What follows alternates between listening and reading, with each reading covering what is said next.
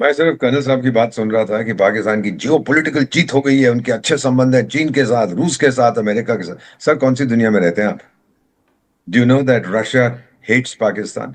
He loves Muslims doesn't he? Chechen के साथ क्या किया है सर? और चाइना तो उसको नौकर बना के समझता है। बहुत अच्छी रिलेशनशिप है ना सर। और अमेरिका क्यों जा रहा है वहां पे सर? और कौन सा देश था which was ready to even offer its territory?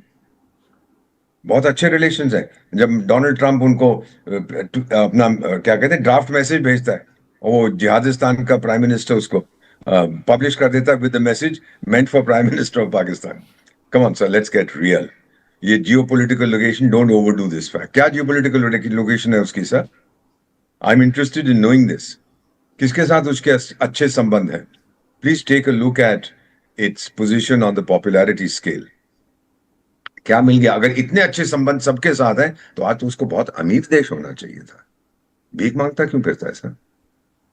So let's get real on this sir, with due respect, you are लेकिन लेकिन ब्रिलियंट। वोहरा सर, अगर हम एक मिनट, एक मिनट सर, एक जी मिनट। जी बिल्कुल बिल्कुल सर। सिर्फ पाकिस्तान ने अपना अपनी जगह दी है कि और कोई जगह देने को तैयार नहीं था। हाँ, एक और देश है जो कह रहा था मेरे पास आ जाओ।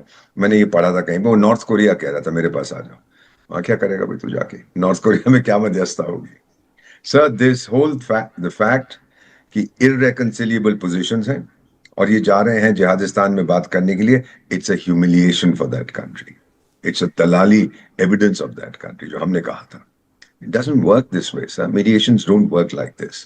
There is a lot of क्या कहते हैं उसको सर, ग्राउंड वर्क करना पड़ता है। There is absolutely no coherence, there is no meeting point. तो आप क्या डिस्कस कर ले? सीज फायर डिस्कस हो गई ना, उसके बाद तो अग्रीमेंट होता है। सीज फायर भी टूट गई है। एक even as I am talking to you, I am getting a message from my friends in Israel. They have just again intercepted 7 missiles fired at them from Iran. ये ceasefire है sir? I really don't know what the meaning of a ceasefire. मैं तो सब कुछ भूल गया हूं अपने, या जो कुछ मैंने डिप्लोमेसी में ऑब्जर्व किया। सो माय ओन फीलिंग बेटा, don't be taken in by whatever Pakistan. सारी दुनिया हमारे पे नजर डाल रही है, हम दुनिया का सबसे पॉपुलर देश हैं, सारे 5 सिक्योरिटी काउंसिल मेंबर्स रिजाइन करके मुझे बिठाएंगे वहां पर। Don't listen to all this rubbish. This the fact कि वो अकेला देश है जो अपने जिसने अपनी जगह दी है, वो एक तमाचा है उसके मुंह पर। Vohra nobody sir, else. आपने इतना वक्त गुजारा है विभिन्न देशों में। पाकिस्तान में जो पाकिस्तान के विदेश सेवा के अधिकारी हैं और तमाम वो अधिकारी जो इस्लामाबाद में सरकार के लिए काम करते हैं, सरकार की नीतियां बनाते हैं, उनकी कार्यकुशलता के बारे में आपका क्या मानना है? क्या उतने अगर सक्षम हैं वो स्केल कि अगर ऑन अ दो देशों स्केल ऑफ के? 1 to 10 मैं बता देता हूँ। जी जी। On a scale of 1 to 10, 1 से लेके 10 तक, अगर हम 15 हैं भारत की कूटनीति, भारत की फॉरेन सर्विस, तो पाकिस्तान -24 है। बेवकूफ लोग हैं। सबसे पहली बड़ी गलती ये करते हैं, हर चीज में धर्म को लाते हैं। सुना नहीं है आपने? हम हमला कर देंगे इंशाअल्लाह, हम ये कर देंगे इंशाअल्लाह। और टाइगर, हम बात कर रहे हैं, नेगोशिएट कुछ कर रहे हैं, इंशाअल्लाह कहां से आ जाता है उसके अंदर? हमने बहुत इनके साथ संयम से बातचीत की है। इंडस वाटर ट्रीटीज का आप जानते हैं क्या हुआ था? कितने सालों से हम बड़ी अच्छी तरह से बात कर रहे थे शिमला में। क्या हमने इनसे बातचीत की है? तो ये मानते नहीं, अपने आप को बहुत शातिर समझते हैं बेवकूफ। अगर आप चाहते हो, and I put it to very bluntly see, 15 अगस्त को क्या हुआ था सर? भारत की स्वाधीनता हुई थी, शायद आपको याद होगा। तो जिहादिस्तान का क्या हुआ था? स्वाधीनता नहीं, उसका तो जन्म हुआ था ना। तो ये होशियार लोग हैं। ये इनकी स्कूल पढ़िए, लेटेस्ट टेक्स्ट बुक कर्नल साहब, पढ़िए उसको। देवनाथ साहब पढ़िए आप, अभी जो आई है उनके केजी के लिए। पता क्या लिखा है? पाकिस्तान तो इतना शक्तिशाली देश था पूरी दुनिया में, पर भारत उससे अलग हो गया।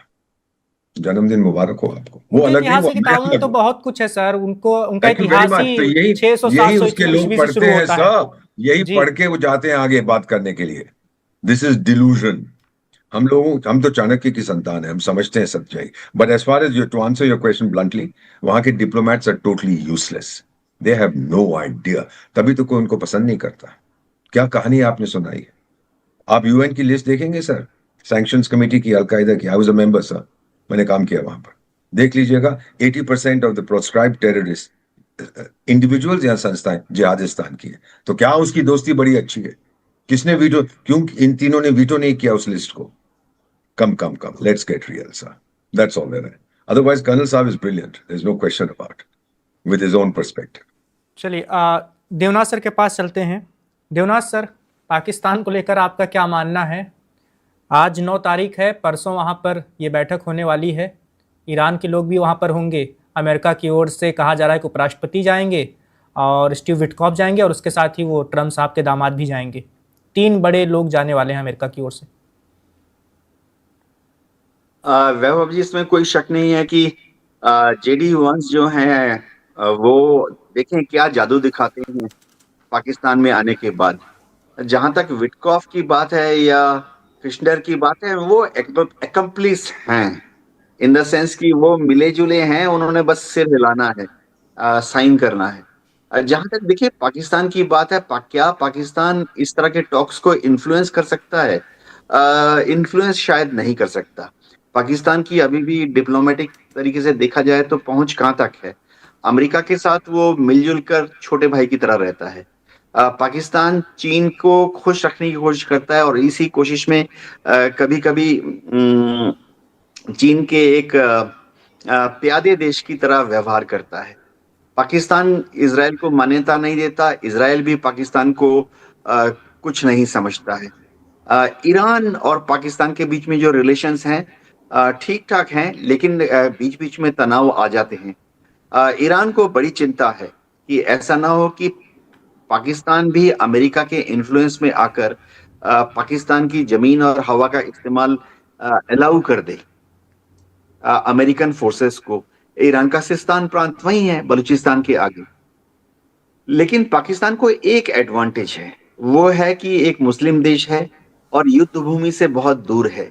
तो अभी तक ईरान ने कोई मिसाइल पाकिस्तान की तरफ नहीं दागी, ना ही पाकिस्तान की तरफ से कोई होस्टाइल एक्ट ईरान की तरफ गया है। देखिए, जो बातचीत होगी उसको डॉक्यूमेंटेड करना बहुत जरूरी है। जो इस तरह की बात, जैसे मैं बताता हूँ, हमारे DGMO to DGMO level talk होती है।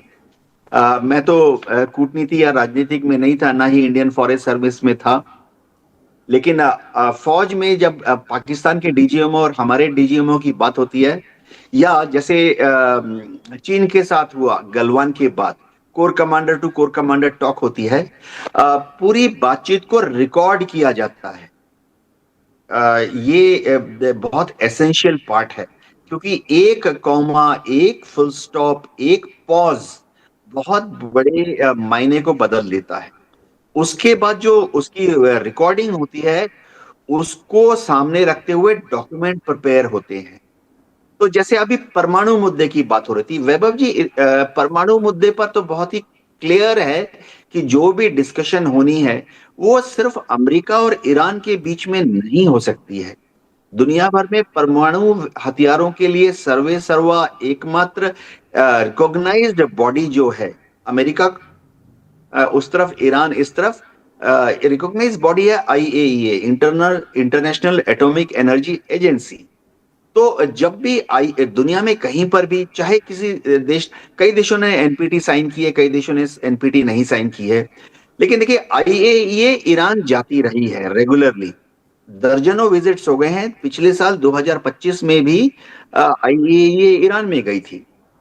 तो अगर यह तय करना है कि ईरान न्यूक्लियर हथियार ना बनाए, जैसा कि अमेरिका चाहते हैं और इजराइल चाहते हैं, तो दो तीन चीजें निहित हैं। आईएईए के जो साइंटिस्ट और इंजीनियर्स हैं वो वहां जाते हैं।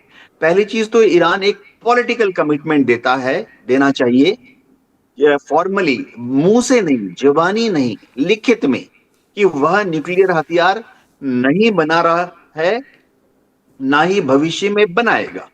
इसके बाद पूरा प्रोटोकॉल बनता है जिसमें कि चेक्स एंड बैलेंसेस होते हैं। आईएईए के जो साइंटिस्ट और इंजीनियर्स हैं उसको देखते हैं कि कितना यूरेनियम था, कितना खर्चा कर दिया गया, कितना प्यूरिफाई करके 60% कर दिया गया, कितना रिसर्च की तरफ यूरेनियम, कितने ग्राम खर्च हुआ, मेडिकल रिक्वायरमेंट से कितने ग्राम यूरेनियम गया, कितना यूरेनियम बच गया, और अगले साल कितना और यूरेनियम आएगा।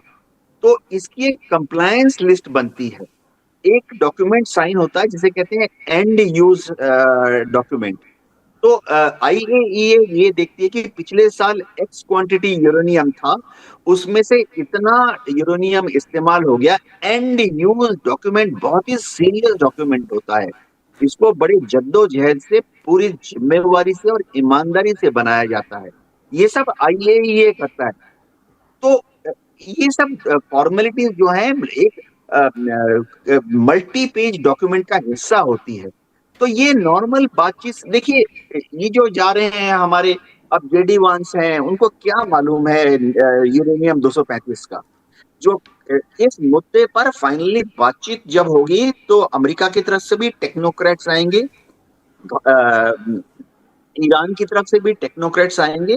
मध्यस्थता में जो डॉक्यूमेंट बनाएगी वो आईएईए के सुपरविजन में बनेगी।